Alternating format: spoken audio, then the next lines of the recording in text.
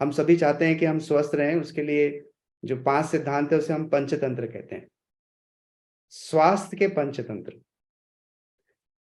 और स्वास्थ्य के पंचतंत्र जुड़े हुए हैं हमारे शरीर के पंच तत्वों से। आप सभी जानते हैं कि हमारा शरीर 5 तत्वों से बना हुआ है: पृथ्वी, आप, तेज, वायु, आकाश। पृथ्वी अर्थात हमारे शरीर में बोन्स, मसल्स, ऑर्गन्स, ये पृथ्वी तत्व को रिप्रेजेंट करते हैं। जल, जल अर्थात हमारे शरीर में जितने भी लिक्विड्स हैं, ब्लड, सेरेब्रोस्पाइनल फ्लूइड से लेकर जितने भी फ्लूइड्स हैं बॉडी में, जॉइंट्स के फ्लूइड्स, वो हमारे पानी को रिप्रेजेंट करते हैं।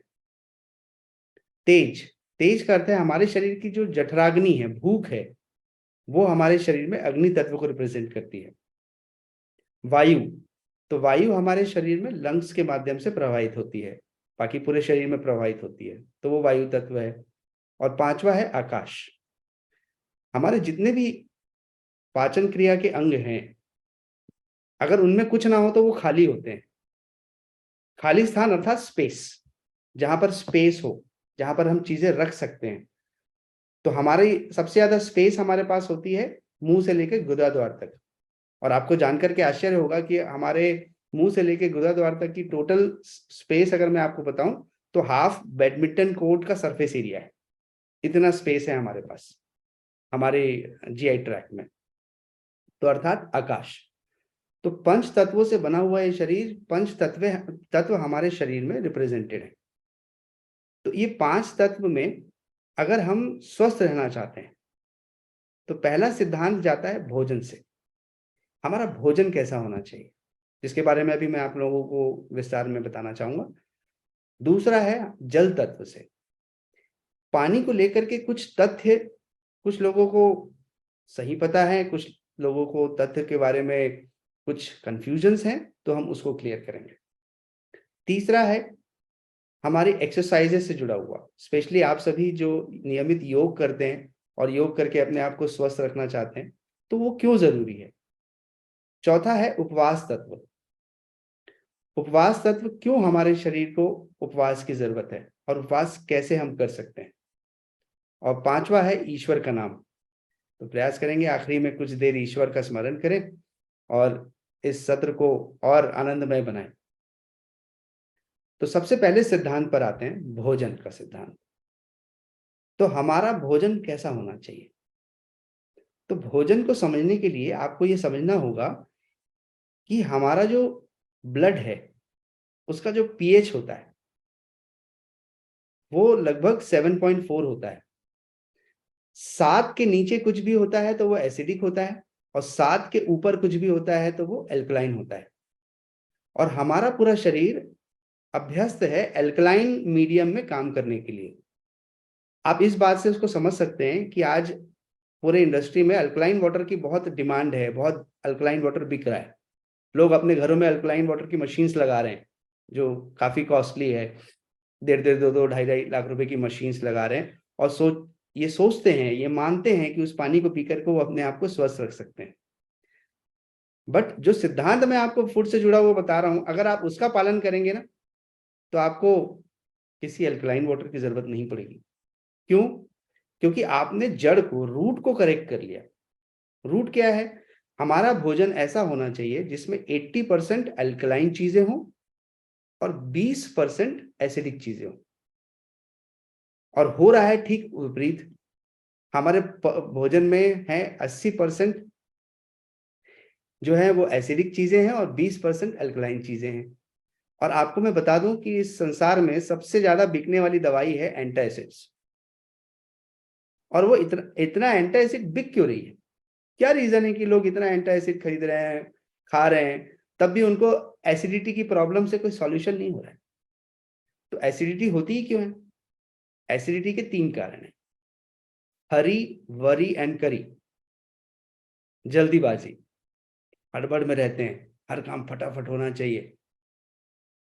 दूसरा वरी, अब चिंताएं तो हम सबको होती हैं, भविष्य की चिंता है और जो पास्ट में हुआ है उससे हम परेशान हैं। कुछ चीजें जो हमारे अनुकूल नहीं हुई, जो हमें दुखी कर देती हैं, ऐसे पल में जब हम बैठ के विचार करते हैं। तीसरा है करी, हमारा भोजन। तो ये तीनों चीजें मिलकर एसिडिटी बनाती है, और एसिडिटी हो रही है इसलिए जो भी आप शरीर में अनाज डालेंगे, जो भी कुछ डालेंगे, वो ठीक से प्रोसेस नहीं हो पाएगा, एसिड उसको बर्न कर देगी, तो उससे मिलने वाला न्यूट्रिशन आपको मिलेगा नहीं। और जब न्यूट्रिशन नहीं मिलेगा तो बात नेचुरल है, आप खाना खाने के बाद भी थका हुआ, लेथार्जिक और आलस्यपूर्ण फील करेंगे, आपको एनर्जी फील नहीं होगी। तो कैसे हम अपने फूड को बैलेंस करें? तो आइए जानते हैं एक ग्रॉस समझने की प्रक्रिया। जितनी भी चीजें जो प्लांट बेस्ड होती हैं, वो सारे अल्कलाइन नेचर की होती हैं। जैसे सारे फ्रूट्स, सारे वेजिटेबल्स, और दालों में मूंग दाल, जो कि नेचुरोपैथी में हम लोग बहुत एडवाइस करते हैं। तो मूंग दाल जो है वो अल्कलाइन नेचर की होती है। बाकी सारी तरह की पल्सेस, सारी तरह की ग्रेन्स, जैसे वीट, राइस, मेज, सब कुछ एसिडिक है। तो प्लांट सोर्सेस में सिर्फ फ्रूट्स, वेजिटेबल्स, सैलेड्स, मूंग की दाल, ये और जैसे कुछ हद तक बटर मिल्क, ये सब अल्कलाइन है।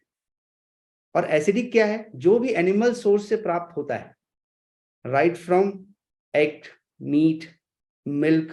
अच्छा, कच्चा मिल्क जो है वो एसिडिक अल्कलाइन है, पर अगर दूध को बॉईल कर लिया गया तो वो एसिडिक हो गया। तो बहुत गर्म दूध पिएंगे तो एसिडिटी वालों को और प्रॉब्लम ही होने वाली है। पहले के जमाने में कच्चा दही बोल करके महिलाएं जो हैं वो दूध में पानी मिलाकर, कच्चे दूध में पानी मिला के पिला देती थी जिनको भी एसिडिटी की प्रॉब्लम होती थी, उपचार के रूप में।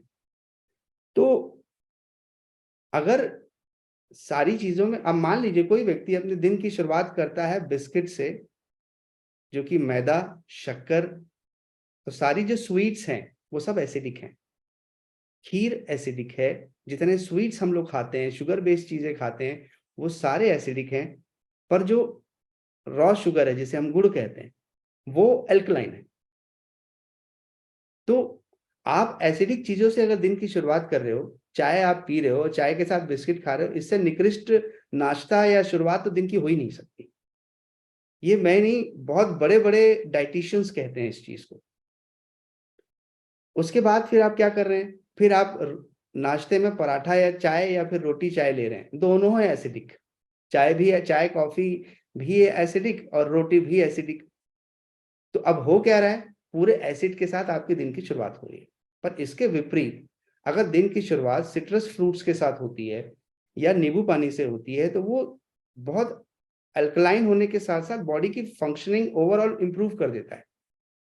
मान लीजिए अगर आपको अपने नाश्ते को बैलेंस करना ही है, तो आप रोटी के साथ सब्जी खाइए ना। रोटी के साथ चाय क्यों लेना चाह रहे हैं? रोटी के साथ सब्जी खाएंगे तो आप एसिडिक और एल्कलाइन का बैलेंस होगा। सब्जी की मात्रा अगर हरी सब्जी होगी तो वो बैलेंस कर लेगी फूड की एसिडिटी को। या फिर रोटी और गुड़ खाइए, रोटी और दही खाइए। आप पराठा खाएंगे तो फिर एसिडिटी होगी। अच्छा, एसिडिटी हो जाएगी तो बड़ा दिक्कत क्या है? फिर आपको भूख नहीं लगेगी। दोपहर में एक निश्चित समय, बोले ये अपने लंच का टाइम है, चलो खाना रोटी का टाइम हो गया, खा लो। कई बार भूख ही नहीं लगती। अच्छा, उस दिक्कत ये है अगर उस समय खाना नहीं खाया तो उसका सीधा असर शाम को 5 बजे गरिष्ठ नाश्ते नाश्ते के रूप में होता है। आप ही खुद एक बार अपने खुद कल्पना करिए कि जिस दिन हम लोग भोजन में पूरी सब्जी खा रहे हैं और जिस दिन हम भोजन में रोटी और हरी सब्जी खा रहे हैं, किसमें हमें लेथार्जिक लगता है, किसमें हमको एनर्जेटिक लगता है?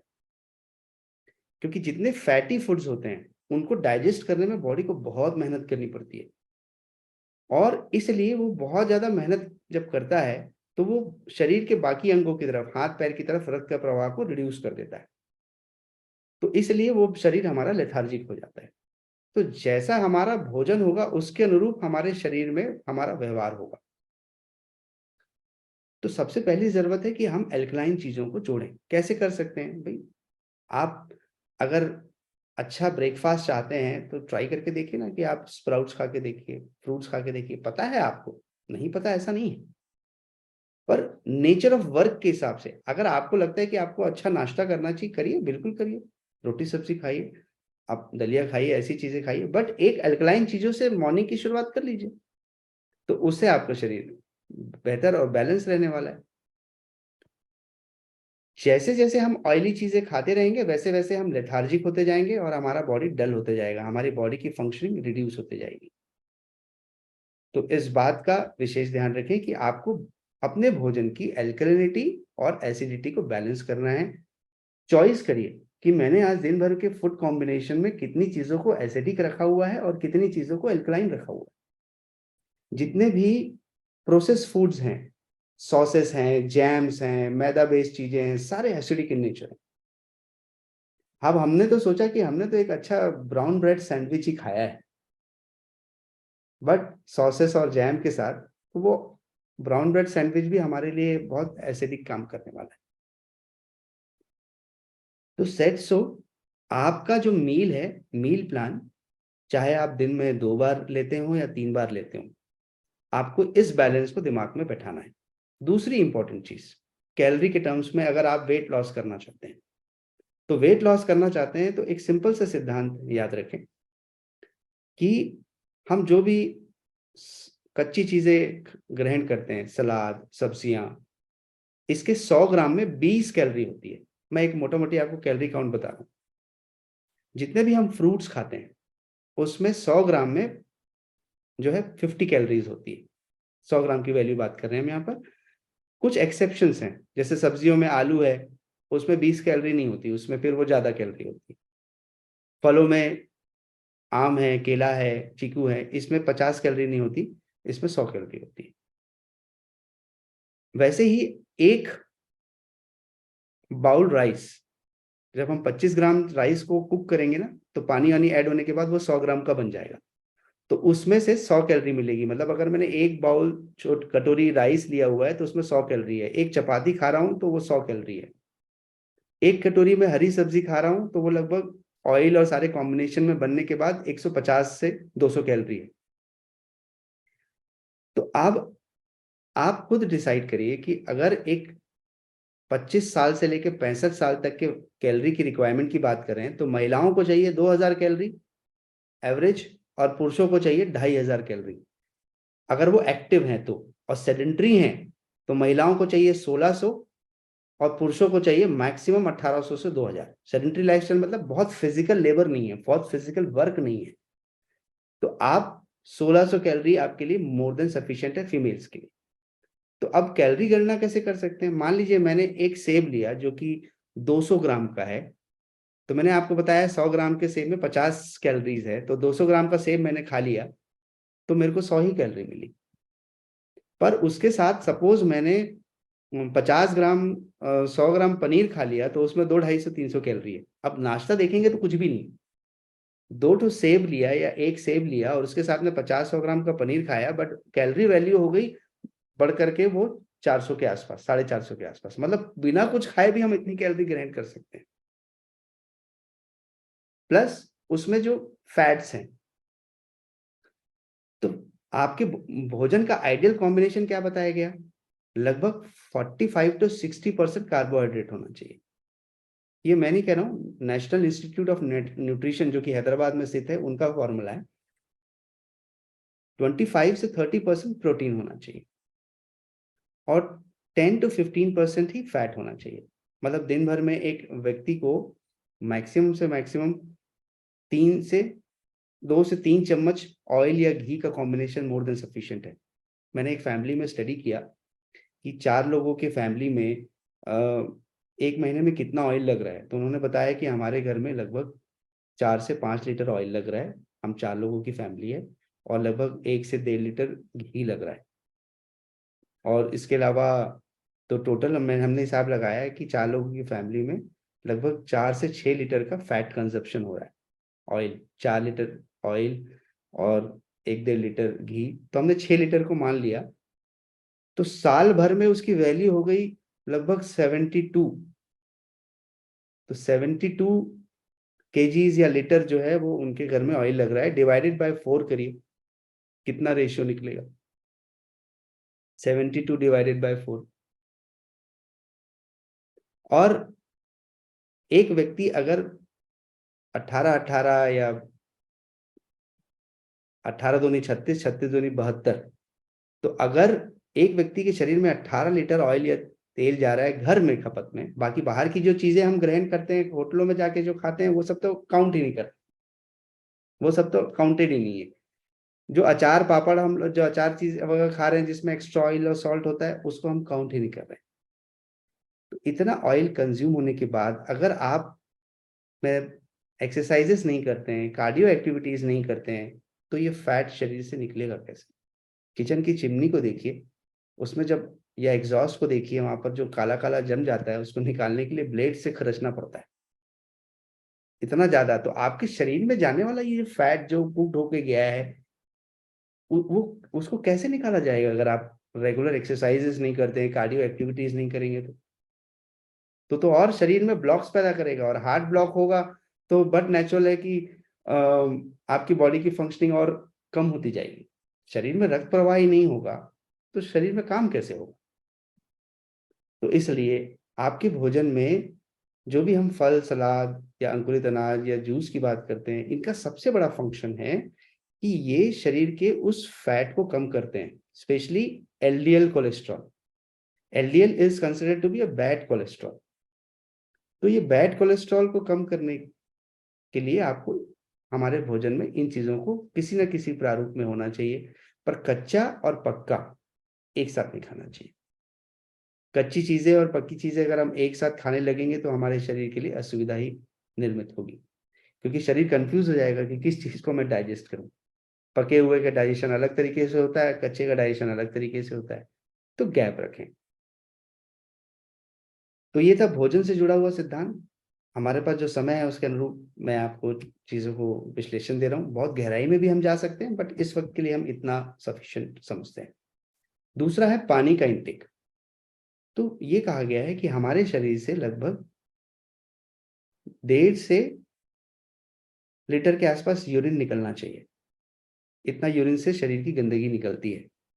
आपके किडनी में हर 1 मिनट में आपके ब्लड का 20% वॉल्यूम पहुंचता है। सपोज हमारा ब्लड वॉल्यूम 5 लीटर है, तो 1 लीटर हर 1 मिनट में छन जाता है। तो मान लीजिए, इस चीज को इसलिए समझा रहा हूं कि ब्लड वॉल्यूम का क्या फर्क पड़ता है। कोई व्यक्ति बहुत ज्यादा पानी पी लेगा, बोले 6 लीटर पानी पीता हूं बोले मैं, तो आपने 6 लीटर पानी पिया और वो ब्लड वॉल्यूम में आया, तो वो अब्जॉर्व होकर के वो आ जाएगा, क्योंकि उसको प्यूरिफाई होना है। तो 6 और 5 लीटर पहले से ही है, 11 लीटर। तो आपने किडनी का लोड भी बढ़ा दिया और हार्ट का लोड भी बढ़ा दिया। एक साथ जो पानी पीने की गलती करते हैं लोग, वो नहीं होना चाहिए कि भाई सुबह से पानी नहीं पिया तो एक साथ 3-4 गिलास पी गए। वो भी शरीर के लिए नुकसानदायक है। पानी को धीरे धीरे ही पीना चाहिए। सुबह उठ करके भी मैक्सिमम 1 से 1.5 गिलास, 2 गिलास पानी ही सफिशिएंट है। और अगर आप अल्कलाइन वाटर का इंटेक कर रहे हैं, उससे अच्छा अल्कलाइन फूड खाइए ना, तो आपको अल्कलाइन वाटर की जरूरत ही क्यों पड़ेगी? अल्कलाइन वाटर की बजाय आप सिंपल घर में का जो पानी है वो भी पियेंगे, तो वो भी मोर देन सफिशिएंट। पानी अपने आप में ही अल्कलाइन है। तो 1.5 लीटर यूरिन के रूप में, 150 ml सांस प्रश्वास में, 300 ml आपके जीआई ट्रैक्ट से मल के माध्यम से, इतना शरीर से निकलता है। इसके अलावा 500 ml के आसपास इनसेंसिबल पर्सपिरेशन, जैसे हमें धूप से पानी उड़ता है ना नदी से, वैसे ही हमारे शरीर से पानी उड़ जाता है। इसके अलावा हमारे शरीर से कितना पसीना निकलता है। तो लगभग 2.5 से 3 लीटर का लॉस है, गर्मी में थोड़ा ज्यादा और ठंड में थोड़ा कम। तो इतना ही बॉडी को कंपनसेट करना चाहिए। जितना वाटर लॉस उतना ही कंपनसेशन उसे स्वस्थ बना सकता है। कम पिएंगे तो क्या प्रॉब्लम होगी? कम पिएंगे तो ब्लैडर फुल नहीं होगा। देखिए, आपके यूरिन कब होती है? जब ब्लैडर फुल हो जाता है, तो आपके ब्लैडर से ब्रेन को मैसेज जाता है कि जाओ यूरिन जाओ। पर अगर आप पानी ठीक से नहीं पी रहे हो, तो आपका ब्लैडर फिल होने में 4 घंटे लग जाएंगे, 5 घंटे लग जाएंगे, 6 घंटे लग जाएंगे। तो अगर उसके तक तक आप यूरिन लगेगी ही नहीं आपको, और यूरिन नहीं लगेगी तो वहां पर पड़े पड़े जो स्टोन्स है, उसके अंदर क्रिस्टल्स होते हैं, वो मिल करके स्टोन्स बना लेंगे। तो आपका कम पानी पीना धीरे धीरे आपके शरीर में प्रॉब्लम का कारण बनेगा। ज्यादा पानी पीना हार्ट और किडनी के लिए लोड साबित होगा। तो इसलिए वाटर बैलेंस की बात की गई है। तीसरी चीज है कि आप रोज 1 घंटे अपने एक्सरसाइज को दें, खासकर योग को, क्योंकि yoga is all round personality development. आपके शारीरिक स्तर को, आपके मानसिक स्तर को, आपके इमोशंस को, आपके इंटेलेक्चुअल लेवल को, सबको बेहतर बनाता है। देखिए, आप सभी जानते हैं कि घर का लिविंग रूम सबसे हलचल वाला एरिया होता है। वहाँ सबसे ज़्यादा लोग आना-जाना करते हैं, तो वहाँ बड़ी रौनक सी रहती है हमेशा। तो जिस हिस्से में ज़्यादा हलचल होती है, वो रौनक रहती है, और घर का वो हिस्सा जहाँ लोग कम जाते हैं या बंद पड़ा रहता है, तो वहाँ की ऊर्जा कैसी होगी? कम ही होने वाली है। तो हमारे शरीर में योग का अभ्यास अंदर से हमारे शरीर को रौनक लाता है, क्योंकि हलचल लेकर आता है, और जो प्रतिदिन शरीर में हलचल पैदा करता है, तो वहाँ रौनक तो रहेगी, शरीर के अंदर भी रहेगी और शरीर के बाहर भी रहेगी। और उसके साथ-साथ हमारे शरीर में एंडोर्फिन्स नामक अच्छे हार्मोन्स रिलीज़ होते हैं, जो हैप्पीनेस हार्मोन्स हैं। योग करने से मन शांत होता है, और दुनिया की सबसे बड़ी आवश्यकता है कि शांत मन। अगर वो मिल जाएगा ना, तो आपके हर निर्णय, जीवन में आई हुई हर विपत्ति, परिस्थिति का आप संघर्ष कर सामना कर सकते हैं। पर अगर आपका मन शांत नहीं है, तो आई हुई विपत्ति का सामना भी आपको बहुत भारी लगेगा, और जीवन का नाम ही संघर्ष है।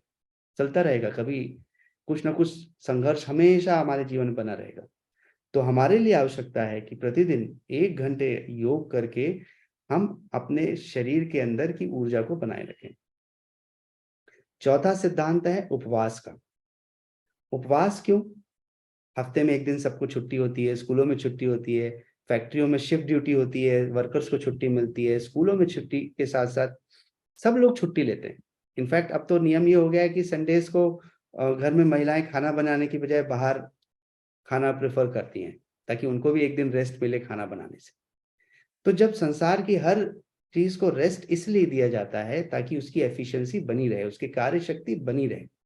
तो अगर आप अपने पाचन तंत्र को रेस्ट नहीं देंगे, तो उसकी एफिशिएंसी डाउन होने वाली है, उसकी एफिशिएंसी खत्म होने वाली है।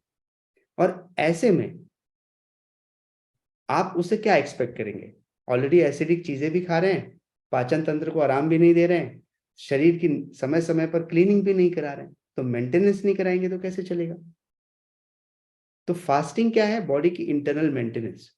जब आप फास्टिंग करते हैं, फलों के रस पर, फलों पर, तो डाइजेशन का एक गोल्डन रूल याद रखिएगा। जिन चीज़ों में पानी ज़्यादा होता है, वो ईज़ी टू डाइजेस्ट होता है। जिन चीज़ों में पानी कम होता है, वो डिफ़िकल्ट टू डाइजेस्ट होता है। अब मान लीजिए मैं फ्रूट्स लूँगा, तो उसमें पानी ज़्यादा है, तो ईज़ी टू डाइजेस्ट है। पर बिस्किट, उसमें पानी कम है, तो वो डिफ़िकल्ट टू डाइजेस्ट है।